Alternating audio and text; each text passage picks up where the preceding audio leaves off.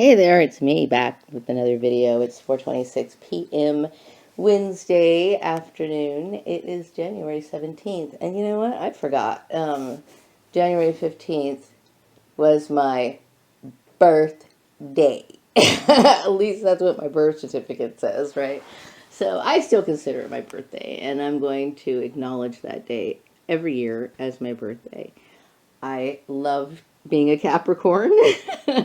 And so, you can assume those energies because that's something that you can identify. I did a video on my Patreon channel about numbers and how they relate to our life and how we identify with them. And one of the lessons on there talks about, some people change their name for professional reasons, mainly because there's a vibration that gets created by numbers. So, like, some people they may have been born as Kimberly, like the Kimberly, whatever, but they might decide to go by the name Kim. Or they might change it from Kim to Kym. And there's reasons why they do that when it comes to, metaphysical type things. So, I consider January 15th my birthday. And I always will, regardless. Whatever, it's on paper, so whatever.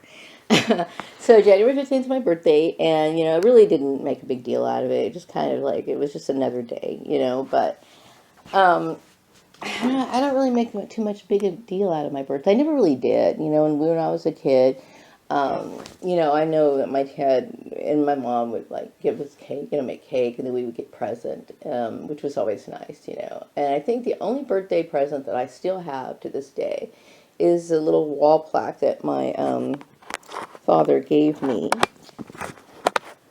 Let me grab it really quick. I want to show it to you. On my 9th birthday. And, it's really nothing big, but maybe you can't see that. It's kind of dark in here. But it's a little poem on the side of it. Let me see if I can move so you can actually see it. Let me get to the window. How about that? There we go. It's a little silhouette of a girl holding a flower. I guess it's like what do you call it? A dandelion. It says, "A gentle heart finds joy everywhere." And when I first moved in my anyway, as I was saying, I inadvertently shut off the camera. When I got my first apartment, actually it wasn't my first apartment. It was my apartment that I was living in Palmdale. My mom came over. I brought my mom over to visit, and she noticed that I had that little thing, on one of my shelves, and of course I have sentimental feelings towards my father. I've always cherished him. And then the other little thing that I had from my father, he bought me a trinket box with Holly Hobby on it. Now, I was a Holly Hobby lover when I was a kid. I loved her little patchwork clothing. And, most of the little things that Holly Hobby, the items that you had, you could buy like little plates, porcelain plates, t-shirts, tote bags, whatever. Never really showed Holly Hobby's face, right? It was just always like her facing the side. So you really couldn't tell like what she looked like. Then there was a few pictures of her where that showed her face, but the majority of it was like, it was just like this little side view of her. I liked it because she lived out in the country. And I remember I got a Holly Hobby doll one year, and I took it to school, and this kid was like harassing me, and he took her arm. I was holding her, and he tried to yank it out of my hand, and he ran off with Holly Hobby, and I was sitting there with her arm in my hand. I was so sad. And my teacher, she came out, and she like took a safety pin and pinned the arm back in, and I was like hoping my mom would fix it. She never fixed it. And to this day, Holly Hobby still has that pin in her arm. Anyway, but I'm dealing with the ebb and flow of my mood, and I'm trying to like keep track of it. Like, when is it that I have these dip moments? I know that a lot of it has to do with memory recall that my mind just automatically switches onto. And then I want to sit here and dig into it more, and then dig into it more. And then I find myself wasting time, valuable time. Today, I didn't do shit. Literally, I did not do a goddamn thing. I sat here all fucking goddamn day, just sitting here wallowing in my weird bullshit that I wish I didn't have to go through. Seriously. All fucking day. Waste of time. Nothing got done that I said I was going to do. And I don't like being that way. You know what I mean? It's like I need to be happy. I need to feel like I have something to do with my life. And, you know, I know I'm dealing with issues, slow issues that are getting themselves worked out, everything.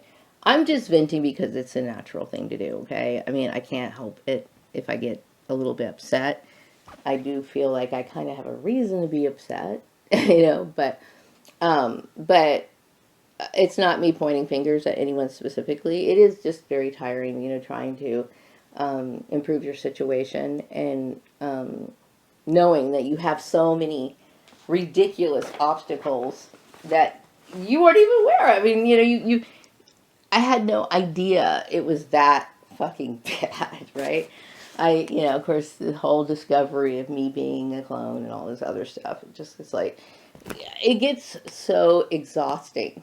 It gets exhausting because everything I know is connected to everything, right? Like, you know, my jobs, and I'll think about, you know, the thing is, it crushes you. It crushes you because, um, you, one of the things I think I had in my life were my memories, right? My memories of childhood. And luckily, I would say my childhood, I can say, even though I had to deal with a lot of fucking bullshit on the outside, okay?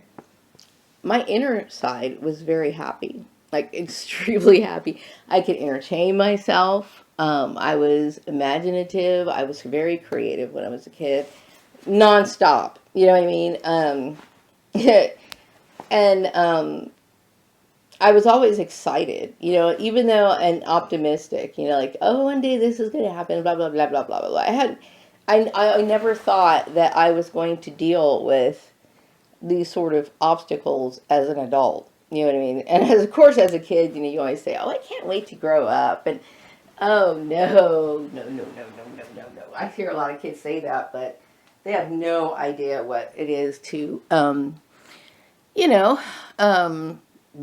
work under conditions that are just absolutely ridiculous. Having a lot of responsibility, you know, that's they don't understand that sort of stuff. And I think that's one of the reasons why I do think that, you know, things like childhood type things, they do take me away. And I'm still completely grounded in reality, okay? I fully understand that, you know, I have a responsibility to be a good citizen, pay my taxes, abide by, you know, the city regulations and ordinances and stuff like that. I fully get that. You know what I mean?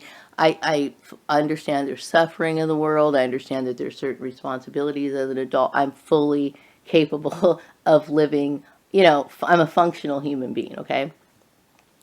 It's a hobby. It's a way of escape, you know, and childhood to me is like is like the best time you could ever live in, you know? And I was just thinking today, like when I was living in Palmdale many years ago, it was like right around when my father died. I don't know if it was before or after because I was living in the same apartment at the time. But anyway, you know, my son had one of those little Toy Story, you know, those little house, they're square, like perfectly square.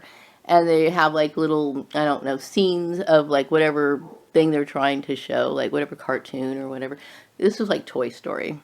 I remember, like, I would just sit in there with my son for hours. And sometimes, if my son was out in the living room, you know, watching cartoons, I would sit in that tent just thinking, you know. And so, you know, I think people who have kids, you know, and you have that spare time, I mean, maybe like you could get into their little world for a little bit. I mean, and you're giving time to your kid and everything, but you're also letting yourself imagine things, you know what I mean? And just letting yourself go a little bit. And when you have a kid, and they're really into it. If you're into it, they're into it. I know they are. I used to love those little baking sets and those little miniature muffins that I could make, because it's like you compare the big and the small, and it's just so, I don't know. Maybe it's just I'm a little goofy, but that's the kind of stuff I dig on. But I'm going to go ahead and go into some of my little intuitive readings that I came up with. I'm starting to understand, and I get this very strongly, that the prince tried his hand at poetry. Now, I don't think he tried to get his stuff published. Maybe he did, okay? But I know when I was a kid, in this current life, when I was a kid, I used to love it when we would have assignments that were like for poetry. Like when we would do like English assignments and stuff, those were the ones that I really gave a shit about. Like those are the ones that I was like, oh, this is so cool. And I would just like create all this stuff. And one time my mom was so impressed. Like my mom like rarely ever acknowledged anything that I did. Okay. But I remember creating something and she just went on and on and on about it. Now, mind you, the narcissistic parent that my mother was, and God bless her, right? Because like I do forgive her. But the narcissistic person that my mother was like only probably proud because it made her look good. But that was no credit to her. No offense or anything, because it's not like they instilled that shit in me. It was just me. It was like already programmed or whatever. But I do get the feeling that he was very much into poetry when he was alive, and I can see that in myself when I was a kid. Anyway, also, there are people who are saying, go ahead and keep making your videos for Patreon. And I know that there's a lot of sluggish issues that are going on. I am very frustrated right now, but I am going to try to find the motivation to continue pumping out information and videos, okay? And I am working with different, or looking into different ways of producing videos. I want to make them, I want to perfect as I go along, and that's really important to me. I pick myself apart a lot, but I think that my videos are good, but I'm always striving for better, and there's always new things to learn, and I think they were trying to give me that message. Like, the funny thing is in my targeting, I think it's so silly because like their behavior modification campaigns are so fucking obvious that it's just like, oh shit. Like, you start a new job, you think everything's cool, everything's going great, and here we go. Here's a meeting, and they're talking about some bullshit. It's like, oh my fucking God, it's these people again. Over and fucking over again. You know what I mean? And it just gets tiring, very tiring. But anyway, I kind of got off the subject, which I am known to do. That's why Maria sticks with scripts when she does her Patreon videos. But yeah, I am going to be, like I said, a few days ago, I started working on this one particular video. And I got all my stuff together, and I'm just like writing it out in little scenes and then like recording it, right? That's how I work, and I don't know if there's like an official way that people put together their content. I just kind of go with everything. I've always been that kind of person who just throws myself into shit. And that's, but that's how I am. And that's pretty much the reason why I operate this way, that I understand, is because I have been trained to. Not on purpose. It's because I've always had to get the hell out of Dodge. I always had to get, I always had to like, leave something. So it's like I've never had like the ability to, really complete things in the formal manner that they're supposed to because of this targeting issue. And I'm starting to see that. And, when I sit here every fucking goddamn day thinking about those sort of things, I start getting like, my blood starts boiling, you know what I mean? And then I get angry, and then I'm like, okay, it's okay. And every time I remind myself, okay, this is the sort of stuff that happens in hell. This is a form of torment that we experience. We deal with people who don't understand us, people who want to study us to the point of where they want to pick us apart, and literally pick us apart, meaning tear your family apart, tear your life apart, tear your future apart, tear your dreams apart. I mean, this is what they fucking goddamn do. You know what I mean? And so, this is the shit that I got dealt, right? Somebody else is dealing with stuff. There's a lot of people who deal with stuff. I will say mine is a little bit out of the ordinary because this is like a clone issue, which is like really, really kind of complicates everything. Mainly because, you know, it's the issue of having the fake family, you know. But anyway, yeah, I am. I'm slugging through. I need to like do something. That's why I really wanted to get to the church bell, right? Because I felt like, you know, taking this to the church bell, and as it's ringing, you know, I could shatter things in my mind, you know. And I have not gone to the church bell mainly because of the weather. I do believe this would be more effective on a sunny day, and it has not been sunny. So, but I do want to work, you know, more within my mind and reverse things, shake things out and destroy them, disperse them, let them go into the wind, you know, forever, because I'm tired of dealing with the sluggish attitude, the not fucking giving a shit, the feeling like, you know, what's the point of things, you know, or just wishing that I would have just said fuck it and just pounded that lady who was harassing me at my workplace. I deal with that sometimes because it's like, you know what, I deserve justice. I deserve justice. You know what I mean? And I recognize that. And I think I've been quiet by not verbalizing that and just coming right out and saying it. I deserve that. I deserved it at the first fucking clown that fucking tried to mess my life over. And I'm talking about the, you know, the dude farmer or whatever. And so then when it went on over all this other place, it's like, I was like, if you think about the money that I should have gotten lawsuits for each and every fucking company, not just those, but the ones that, that participated in the fucking, like, let's set up these ridiculous, like, job interview with type things, right? That sort of harassment is, you know, I deserve that. So they cut your ability to do that, to seek out, like, you know, legal help or whatever. And so then you're just, you know, I'm trying my best to get on my feet, to get on with my life. You know what I mean? It's very frustrating with the things that they do. And anyway, yeah, I'm going to do my best to try to be as motivated as I possibly can. I really do want to get this shit out of my head. Also, a lot of people are kind of blown away by the, I got that message that a lot of people are really blown away by the supernatural aspect of all of this, me knowing all this shit. You know, not everything pops into my head at the moments, you know what I mean? Like, it would have been great had this shit stopped right after leaving the fucked up farmer's place, right? It would have been great had, you know, I had just all found out that, you know, I was a clone, this is the reason why they were doing it, blah, blah, blah. It would have been, like, great at that time. But, see, maybe it's because, you know, when it comes to intuition, you only think about what is possible. You know what I mean? Or, you know, you understand that certain people are involved, but like, you know, each and every little detail, you know, you don't. I never imagined that something could be this big. So, and then, you know, for somebody to chisel it down, right down to the person of who I am reincarnated to, that's very mind-blowing, even for me. You know, because I was like, that was immediate. That was like immediate. Like, you know, there's things that you send out into the universe, like when you go out with the full moon, or you, like when the whole meditation, the church bell meditation, or, you know, certain things that you do, right? You can do things, you might think things, but they don't really like pop right then and there. When I was meditating on the Prince Alamehu, like, I asked myself, who am I?